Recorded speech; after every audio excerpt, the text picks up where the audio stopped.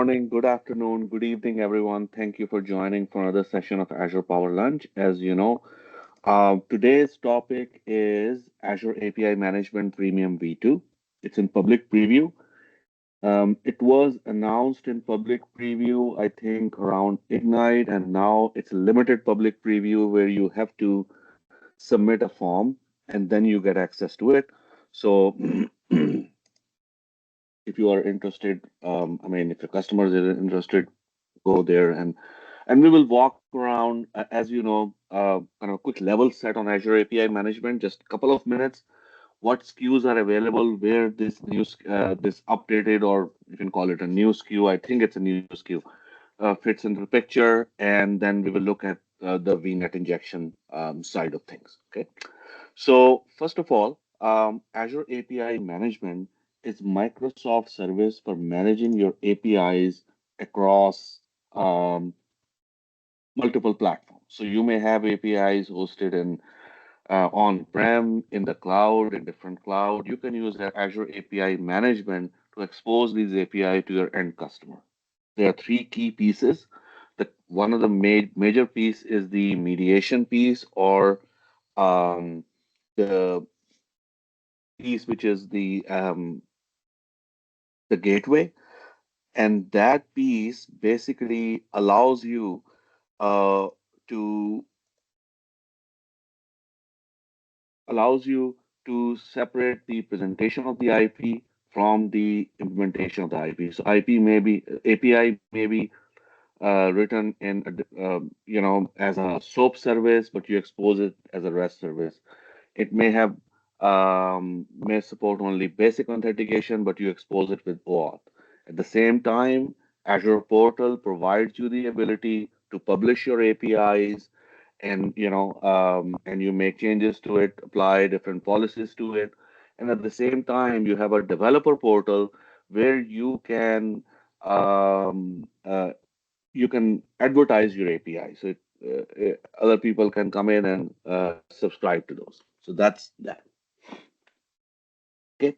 With that, let's move on to the available SKU. So these are the SKUs, and I only have the networking features here. I mean, that's what we are focusing on. So you have the consumption SKU. You have the which doesn't support any of the networking feature. You have a developer SKU, which supports basically injection and private endpoint support. It does not support VNet integration. And we will look at VNet integration and VNet injection in a second. Okay. Then you have the basic, which only supports inbound private endpoint. You have basic V2, which does not support any of these. Then you have standard, which supports private endpoint connections, standard V2, which supports private endpoint as well as VNet integration. Then you have Premium, which supports private endpoints as well as VNet injection. And then Premium V2, it does support VNet integration as well as VNet injection. So the idea is, when we go in, what is VNet integration? VNet integration is where you have a service, an Azure service that attaches itself to a VNet through a subnet, and it can call services that are running inside that VNet or connected to that VNet. So that VNet is connected to on-prem, it can call on-prem services. That's your VNet integration piece. Only covers the outbound stuff. Just keep that in mind. Okay. That's VNet integration. We looked at it. If you remember, you can look at the previous sessions when standard V2 came out in public preview. We looked at it. It supports VNet integration, and so that's the outbound side of it. Today we are looking at VNet injection, and in the case of VNet injection, the entire resources of the services or that particular service is dropped inside a subnet in the VNet. Okay, it covers both the inbound, so inbound comes through VNet, and outbound goes through the VNet. So both sides are covered. Uh, communicate through that particular VNet. Okay, so as you saw in the last screen, both premium um, Azure API Premium and Premium V2 does support VNet injection, but they do it in a very different way. And let me show you what do I mean. So this is the we saw developer as well as Premium V1. They do support VNet injection. Okay. So what happens is when you deploy, in that case, when you deploy these services inside VNet, there is traffic that is going inbound and outbound for the services. That's usual, but there are some services that APIM depends on. Okay, like storage. These are APIM dependency, management dependency, like storage, like Azure SQL, Azure Monitor. That traffic also goes over the customer VNet. Okay, and in order to make it work, you have to open certain NSGs, and like, and some customers think that they are excessive because they uh, kind of increase the risk of data exfiltration because you're opening it to storage and Azure. So that's where the customers, some of the customers, they think they're risky and um, they want this traffic to be held on separately, not through their own VNet. It's like, like if you go to some like hotels, I mean, there or some buildings where you have, okay, there are elevators for people, and it is written that if you are hauling any junk or any stuff, you need to take a separate elevator. So think of it this way. So they, the customer wanted that traffic to go to a separate, in a separate way, not through their through the VNet, to the same path. That's what Premium V2 is doing. So what it is doing is any traffic that is management traffic for APIM, you don't see it. So what that means is, if your traffic is entirely inside the VNet, so let's say that you have an APIM which is VNet injected. This is V2 I'm talking about. Then you have services that are living in the same VNet. Like there's an AKS, there's a private endpoint to a app service. There may be some services running on VM, and then there is uh, um, express route connectivity. There are services running on prem. As long as all of these services are accessible through the VNet, you don't have to open any outbound connections. You can lock the subnet down completely. And that's why I'm saying that's a key difference between the way VNet injection is set up in V1 slash developer V1 in premium V2. So that's very important. I mean, if you have enterprise customers that are looking at, they may have looked at the APIM and they thought, okay, that's too intrusive, this outbound connectivity and opening the NSGs. Please take a look again, because this premium V2, which is in public preview, there is no outbound connectivity needed. You can completely lock down the VNet. And of course, let's say if you want to access service, then what you have to do is you have to use a NAT gateway to go out, because this APIM doesn't even have a public IP. Okay. Any questions so far? think, let me look at the chat window. I think there may be a question. I was going to just say, looking at the other designs we have for APIM and working with Microsoft, what would you typically put in front of this if you wanted to publicly expose an API? If either you do app gateway Mhm. or you do front door, Okay. depending on what you're doing. Yeah.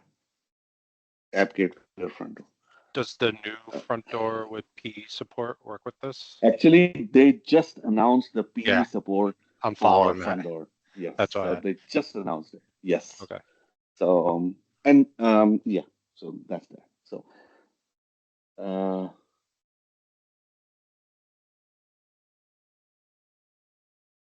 And then I guess really quick, just looking at the limitations, does this work with API ops? Because there seems to I be a lot of Git and a management layer limitations on this version. That's right. That's right. So there I have to check. I can't. Okay. It's just in preview. So I'm just focusing on the networking stuff, but that's a good point. Yes. And Okay. I can tell you this that initially in the preview, normally they add features by feature. So you may see some gaps, but hopefully by GA, there will be workarounds or it's already there. Okay. So this is the diagram. Look at that. On the left-hand side, premium V1, and look at the premium V2. Look at the NSG requirement. There is no requirement, none. You know, you can put if you have to put an NSG and you can put the default NSG and lock everything out. Basically, default NSG, if you put in, it allows outbound. So what I'm saying is on that, you add another rule to block all outbound, and that's it. That's it. That's how this. I mean, this is kind of a day and night difference between the networking NSG requirement with premium V1 versus premium V2. Got it? So that's the key part, which is, and that's why I want to focus on VNet injection because VNet integration is exactly the same with this one versus uh, uh, standard V2, which we have looked. So please look at the previous session on the YouTube channel if you want to take a reference. I think we did it last year, and it's exactly the same. There's no difference. So that's why I don't want to repeat it. But this one is something that is kind of very different from Premium V1, where there are no NSG requirement whatsoever. All the management traffic is housed separately, doesn't use the customer VNet. Okay. So this is my demo scenario. Okay. I'm not trying to boil the ocean. I have a Azure App Service. Very simple app service. It's hosting a to-do API. You know, I think everybody has seen that. And then what I'm doing is I am creating a private endpoint to it in a VNet in Azure. Then I have a API management VNet injected instance in a subnet. And finally, I have a VM running in the same VNet where I am accessing that service. So yes, I can use App Gateway, but I just want to show you like, okay, go in the service and access that API through that on that VM. It's a Windows VM through the API. Okay, API management instance. This is VNet injected. So let's look at the creation experience. 1 minute, and we are not going to create it. We will just look at the creation experience. So this is the API management services. What you do is create. And by the way, just as I said, you will have to get the it's a not a open public preview, it's a limited public preview. So you have to sign up a form and they will allow list your subscription. So once you allow list your subscription, there are a few things that you have to do. The directions are very clear, including an appropriate subnet. And remember, that subnet will be completely delegated to the VNet injected service, so you cannot deploy anything into it. So that's why you have to, pick up that VM What carefully. what's the minimum size for that for the I VNet? think 27. Okay.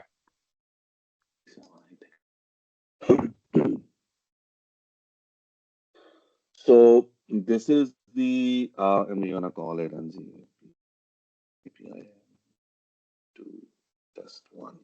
Very creative name. And then we do demo.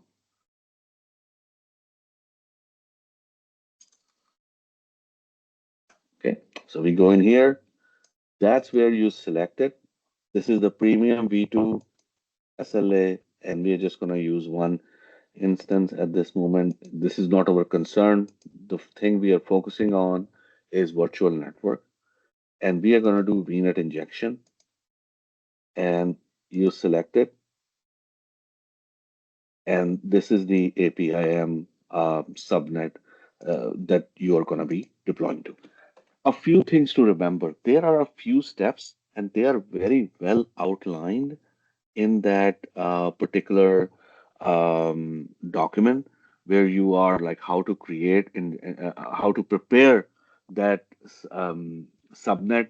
I mean, that require like setting up the subnet prefix and and you can run a PowerShell script to do it.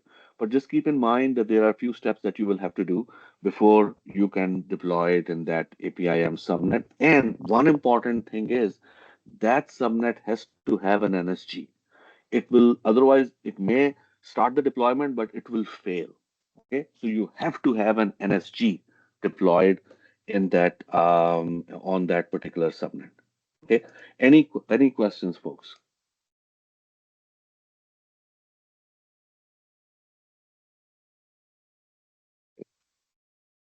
So let me yeah, let me just open that document, and I just want to show you one time, and then we will look at the actual instance. Okay.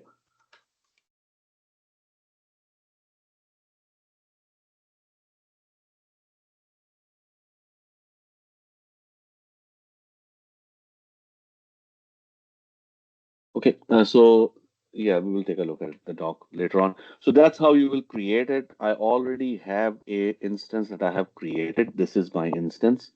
It's in UK South, and you see this is the URL. If I try to open it, I can't access it because it's inside the VNet itself, so I won't be able to access that gateway URL from here, from my machine. Okay. Everything is pretty similar if we look at the settings, deployment infrastructure, and we go into network, it will show me what VNet it is deployed to. Okay, so this is the VNet, and let me open this link in a new tab. So let's look at that VNet, what's going on in that VNet. So this is the VNet, and this is the subnet that it is deployed to. APIM 3.subnet. And I mean, I have a bigger subnet, but it's just me. Okay. And this is delegated to, just keep in mind, Microsoft.web.hosting environment. Okay. So just keep in mind that will be dedicated to that. Okay. So just be aware of the fact. And second thing is, let's look at the NSG. So there is an NSG that is applied. So I just want to show you the NSG. So this is the NSG that I have. Inbound security rule, of course, NSG by default does not allow any traffic coming in from over the internet. It only allows, by default, allow traffic that is inside the VNet and load balancer. Got it? Second thing is that it um, outbound I am specifically adding a rule deny internet outbound. So any internet deny. So there is no traffic outbound. Okay, so it's a completely locked down subnet where I have deployed this APIM instance. And so what I'm going to do now is go jump into a VM that is running there. So now we are, hopefully everybody can see that remote desktop. So I have remote desktop into that VM, and I can go in and I can look at the APIs. This is my to-do API. And as you can see here in the settings, sorry, in the design, if you look at the right-hand side, let me just minimize this thing. You see, I am calling this private endpoint of the service. Okay. So this is the private endpoint that I've created. And this service, oh, actually, let me show you that service as well. Let me go back here. Um, and let me go in here. And this is my resource group. So just to make sure everybody is on the same page, this is my simple to do API service. And this is the URL. This is the URL with, kind of that I'm using. And I have created, if we go into settings in the where is networking, there is a private endpoint that I have created. By the way, this is the two private endpoint. So one of the private endpoint that I have created.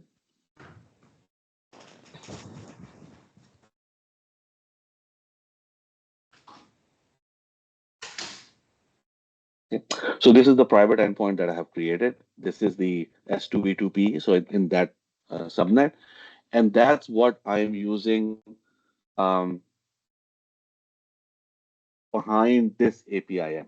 Okay, everybody with me so far? So what I'm going to do is now I am running the advanced REST client on this machine, and I am now going to call. So this is the API URL. Okay, so this is the API URL. This is my Azure. If you're familiar with the Azure API management, this is the API URL, and this is the complete API management URL. This is a complete URL to access whatever your method. So first, I'm going to add a item. This is a very simple service, so I'm going to call a post method. So let's cross our fingers and hope that you know. Oh, sorry, never mind. I forgot to change this. Okay, so I added this item 5 test 002. Let's see if that item is added. If we go in here, yes, this item is here, if you can see it. So think of it. I am coming from this VM, and that can be another custom client that is connected to that service, to that virtual network, or if I expose it through an app gateway, that what I will do is like put this service behind it and app gateway and then expose it to the outside versus somebody coming from the outside. But just to prove the point, coming from the outside, coming in, and then accessing the APIM, uh, and then calling the backend. So this is the end-to-end process. As you can see here, there is no outbound connectivity involved, no NSG open, everything locked down inside the VNet. Okay. Any questions, folks? Oh, by the way, some repercussions of having a VNet injected. Look at this. You cannot call a, you know, basically uh, any of the services, or you cannot do testing like from the test tool. Because remember, this test tool calls them from an IP address which is external. Okay. And since this service is internal, there is no access to it. There is no way to call this service, or there is no way to allow anybody to come in from outside.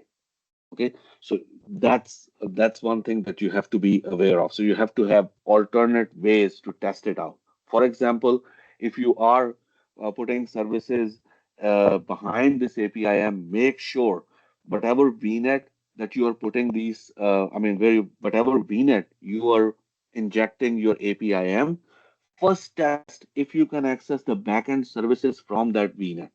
Okay, from that particular one of the subnets in the VNet, do something, run like a Linux machine or something to make sure you can verify that the connectivity is there from to those services from that VNet.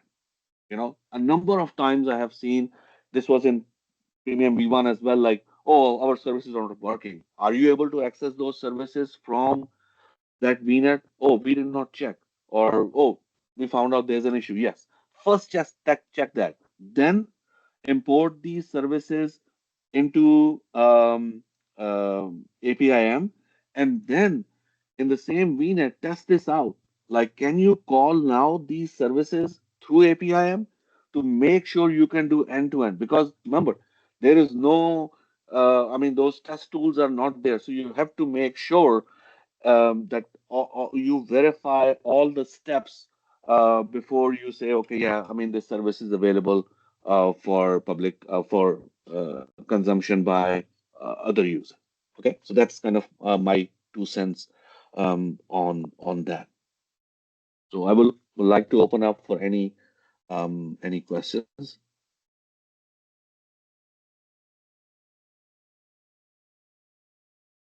I guess my question is how do you see this being used for APIM?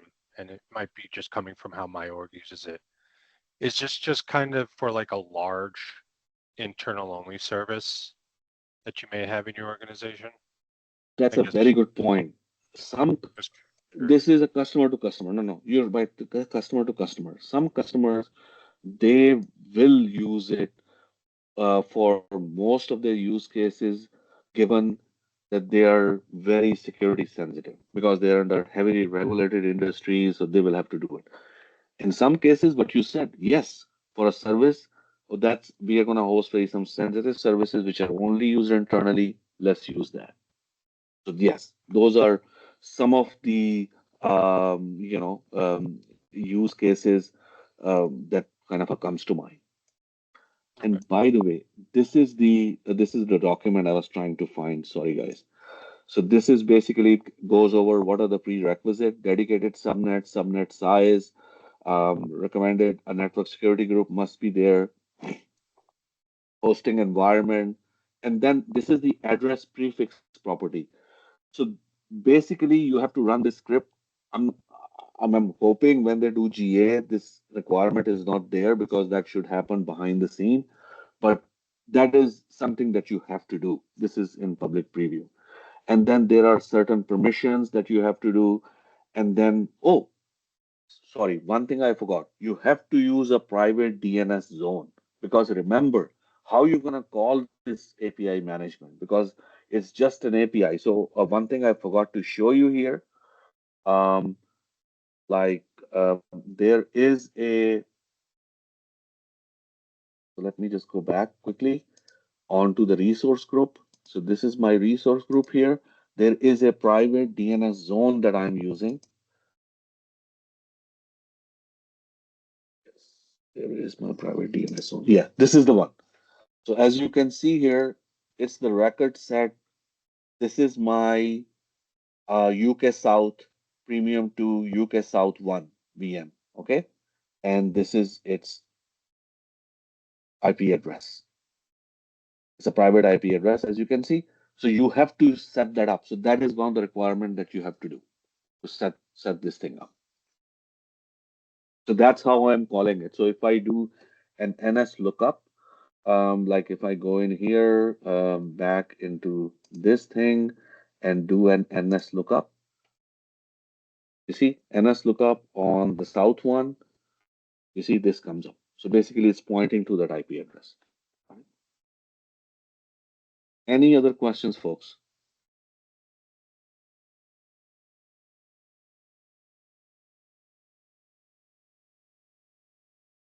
Okay, so if there are no other questions, I will give everybody their 1 minute back and hope to see everybody next week for another session of Azure Power Lunch. Thank you for joining and hope you have a very wonderful rest of your day and a great weekend. Thank you. Thanks.